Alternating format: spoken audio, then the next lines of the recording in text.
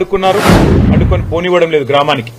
కానీ కనీసం ward member కూడా కాని, ప్రజలతోని కనీసం ఎన్నడూ కూడా ఎన్నుకోబడని ముఖ్యమంత్రి అన్న అనే ఒకే ఒక్క అర్హత, ముఖ్యమంత్రి అన్నగా ఉండడమే ఒకే ఒక్క అర్హత కలిగిన తిరుపతి రెడ్డిని ఏ గ్రామంలోనైతే నిన్న ఈ సంఘటన జరిగిందో అక్కడికి 300 మంది కాంగ్రెస్ వాళ్ళు పోయి ఇంటింటికి తిరుగుతూ ఈరోజు గత 2 గంటలుగా 3 గంటలుగా బెదిరిస్తా ఉన్నారని చెప్పి ఇప్పుడే మా నాయకులు, మా సోదరులంతా చెప్తా ఉన్నారు.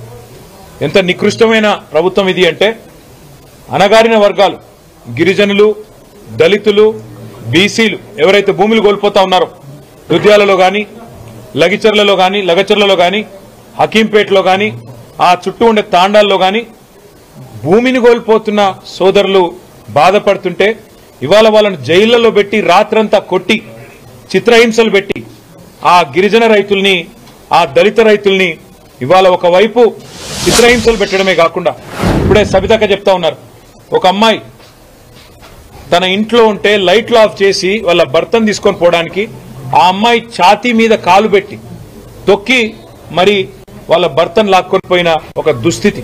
అంటే నాకు తెలిసి బహుశా గతంలో ఏ నియంత, ఎలాంటి ఒక అప్రజాస్వామికమైన పాలకుడు కూడా చేయనంత దుర్మార్గమైన వ్యవహారాన్ని వాళ్ళ రేవంత్ రెడ్డి తన సొంత నియోజకవర్గమైన కొడంగల్లో చేస్తా ఉన్నాడు. చేయడమే కాకుండా ఈరోజు తిరుపతి రెడ్డి అనే వ్యక్తి ఏ పదవి లేకపోయినా అక్కడ తిరుగుతూ తన కాంగ్రెస్ అనుచరగణంతో స్వైర విహారం చేస్తూ ఆ పేదవాళ్ల ఇళ్లలోకి పోయి వాళ్ళని ఇడిచిపెట్టాలంటే మీరు భూములు రాసియాలే, వాళ్ళని ఇప్పుడు పోలీసు వాళ్ళు ఇడిచిపెట్టాలంటే మీరు నేను చెప్పినట్టు వినాలే అనే విధంగా ఒక దుర్మార్గమైన బెదిరించే సాంప్రదాయానికి కూడా శ్రీకారం చుట్టినారు. నేను రాష్ట్ర డీజీపీని అడుగుతా ఉన్నా, ఈ రాష్ట్రంలో ఉన్నది ప్రభుత్వ జీతం తీసుకుంటున్నా, ప్రజల చేత పన్నుల రూపంలో వస్తున్న జీతాలు తీసుకుంటున్న పోలీసు వాళ్ళు ఉన్నారా, లేదా రేవంత్ రెడ్డికి ప్రైవేట్ సైన్యంగా పనిచేస్తున్న పోలీసు వాళ్ళు ఉన్నారా?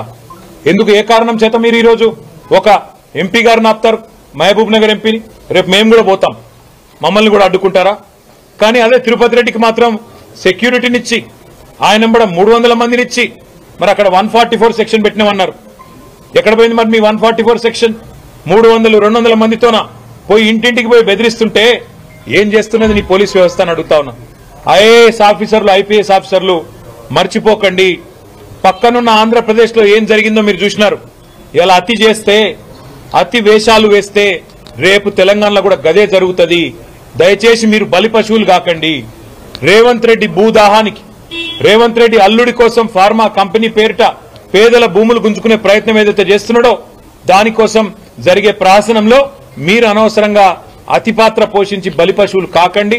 ఇవాళ పట్నం నరేందర్ రెడ్డి గారి భార్యకి, వారి తల్లిగారికి మేమందరం కూడా పార్టీ మొత్తం మీ వెంబడ ఉంది, కేసీఆర్ గారి ఆదేశం మేరకు మేమందరం కూడా మీ దగ్గరకు వచ్చినామని చెప్పడానికి, అదేవిధంగా రేపటి రోజున ఏ పేద రైతులనైతే ఈ ప్రభుత్వం అరెస్ట్ చేసిందో వారి కుటుంబాలకు కూడా ధైర్యం చెప్పడానికి మేమందరం కూడా పోతాం. ఒక నరేందర్ రెడ్డి గారికి మాత్రమే కాదు, ఆ పేద రైతులకు కూడా అండగా బీఆర్ఎస్ పార్టీ ఉంటది. వారి కుటుంబ సభ్యులకు కూడా ఇదే రకంగా ధైర్యం చెప్పడానికి మేమందరం కూడా పోతాం. ఎవరు అడ్డుకుంటారో, ఎందుకు అడ్డుకుంటారో, ఎందుకు సెలెక్టివ్ రూల్స్ ఉన్నాయో ఈ రాష్ట్రంలో తప్పకుండా డీజీపీ, చీఫ్ సెక్రటరీ కూడా చెప్పాల్సి వస్తుంది. ఇంకొకటి, ఏ రైతులనైతే గిరిజన రైతులని కొట్టినారో, ఏ రైతులనైతే చిత్రహింసలు పెట్టినారో వాళ్లకు ముందే ఇప్పుడు మెడికల్ ఎగ్జామినేషన్ చేయాలి మేము డిమాండ్ చేస్తా ఉన్నాం. ఖచ్చితంగా ఒకవేళ కనుక ఈ మానవ హక్కుల ఉల్లంఘనలు ఆపకపోతే జాతీయ ఎస్సీ ఎస్టీ కమిషన్ దగ్గర కూడా పోతాం, జాతీయ మానవ హక్కుల సంఘం దగ్గర కూడా పోతాం. ఈ అంశాన్ని వదిలిపెట్టాం. ఈ రాష్ట్రంలో ఉండే పౌర హక్కుల సంఘం నేతలు కూడా నోరు విప్పాలని చెప్పి నేను కోరుతా ఉన్నా. మరి ఇక్కడ గిరిజనుల మీద, దళితుల మీద, బీసీల మీద ప్రభుత్వం ఈ రకంగా విరుచుకపడుతుంటే, ఈ రకంగా వాళ్ళ ఇళ్ల మీదకి పోయి స్వైర విహారం చేస్తుంటే మనం ఇప్పుడు గొంతు విప్పకపోతే, ఇప్పుడు వారి తరపున మాట్లాడకపోతే చరిత్రహీనులవుతారనే మాట కూడా ఈ సందర్భంగా నేను విజ్ఞప్తి చేస్తా ఉన్నా. ఈ రాష్ట్రంలో ఉండే ఇతర రాజకీయ పార్టీలు కూడా ఖచ్చితంగా స్పందించాలి. కమ్యూనిస్ట్ పార్టీలు గాని, బీజేపీ గాని, ఇతరులు గాని ఇట్లాంటి అరాచకాలకు మనం అడ్డుకట్ట వేయకపోతే ప్రజాస్వామిక తెలంగాణగా ఉన్న వాతావరణాన్ని ఈ రకంగా కొంతమంది తమ స్వార్థం కోసం చెడగొడుతుంటే మనం చూస్తా ప్రేక్షక పాత్ర పోషిస్తే రేపు ఇదే ప్రమాదం మీకు కూడా వస్తుందనే మాట కూడా నేను వారికి కూడా విజ్ఞప్తి చేస్తా ఉన్నా. నేను ఈ సందర్భంగా మా నాయకులందరికీ, కొడంగల్ నాయకులందరికీ ఒకటే విజ్ఞప్తి చేస్తా ఉన్నా. గత 11 నెలలుగా అరాచక పాలన కొడంగల్లో ముఖ్యంగా రేవంత్ రెడ్డి ముఖ్యమంత్రి అయిన తర్వాత నడుస్తున్నది. కానీ రేవంత్ రెడ్డి ఏమి రారాజు కాదు, చక్రవర్తి కాదు, ఆయన పదవి కూడా శాశ్వతం కాదు. రేపో మాపో తుమ్మితో ఊడిపోయే ముక్కు. ఢిల్లీ వాళ్ళకి కోపం వస్తే ఎప్పుడు ఊసిపోతుందో తెలియదు ఆయన పదవి. కాబట్టి ఈ తాత్కాలిక విర్రవీగుడు చూసి మనం ఎవ్వరం కూడా భయపడాల్సిన పని లేదు. ఈ రోజు రేవంత్ రెడ్డి పరిస్థితి ఏంది అంటే పోలీసు వాళ్ళు లేకుండా కొడంగల్ కాలు పెట్టే పరిస్థితి లేదు.